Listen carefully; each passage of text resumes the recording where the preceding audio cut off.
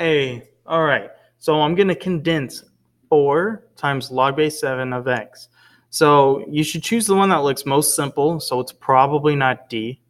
So it's probably A, B, or C. That's just test taking strategy right there. But say that thought didn't come to you, you're going to have to type all these in and see which one matches the graph. So I have 4 times the log base 7 of x, and then F28 will be A, and so on. So I'll look at A, that's not it. I'll type in B, that's not it. I'll type in C. That looks like it could be it. See how it overlaps here, but then you got this extra one going on there. All right, so let's look at D. D is way off. So this one's kind of weird, but it's got to be C because it at least overlaps with that one right there. Okay, if you have a factoring one and you don't remember how to factor, type this in and then type in each answer choice. So I have 2x squared plus 13x minus 15. I'll type in A, and see if that matches. So A is F32. F33. Hey, A matches. First choice. So I don't have to type in all the other ones. This one's just matching. It's not like expanding like it was before on the other one, where it looked like it was A, but it was actually D. So yeah. Now let's say it equals something, and all your answer choices are just one term. See how in these two it equals one number. All right. If it equals one number, you can use insolve. If it can equal two numbers, like on this section here, don't use insolve, because insolve will just give you one answer. You're going to have to look at the graph if your answer choices have two answers in them. Even if one answer choice has two answers in them, what if it's that answer choice? Insolve won't be able to tell you that. So type this in: 2x plus 7, square root of 2x plus 7. And so how do you pull up insolve? That's going to be menu algebra 3-1, menu 3-1. Okay, so you type that in, you type in your equation. So I type in, square root of 2x, and I'd put plus 7 equals 11. And this is very important. You have to hit comma x. If you don't, you get an error message.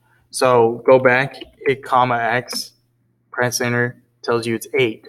So I did that for this one. I got 8. For the other one with the exponent thing, I get -2. As long as there's just an x in there and your answer choices have one answer, you know what the answers are going to be with insolve. Okay, so if you have more than one answer in your answer choices, you got to look at the graph. Okay, you got to look at the graph and analyze the intersections. So that would just be doing menu 6-4. So here I have the next one typed in.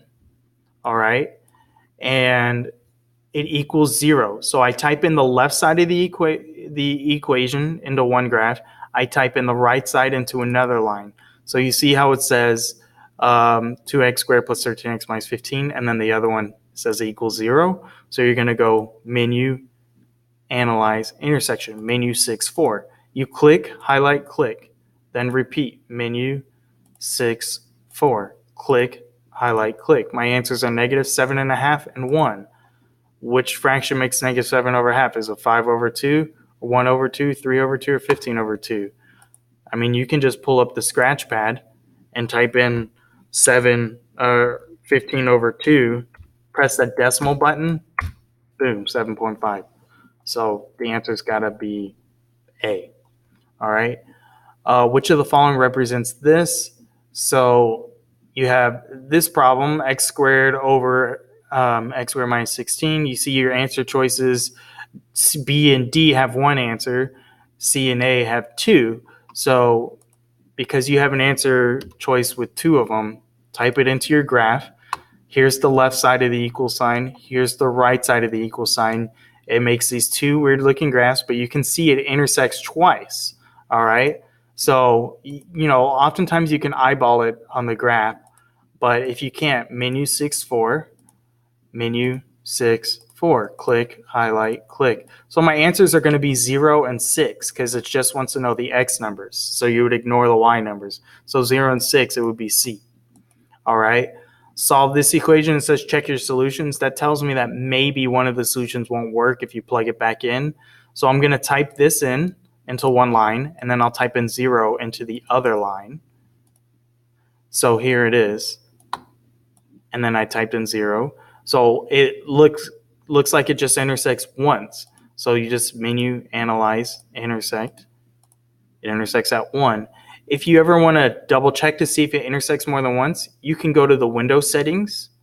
That's just menu 4, zoom out, and you just press enter. But you can keep zooming out. It's only going to intersect once, okay?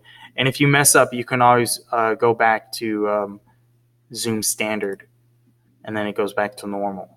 All right.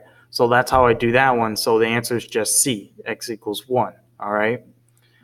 Solve this equation. See how some of these have plus or minus.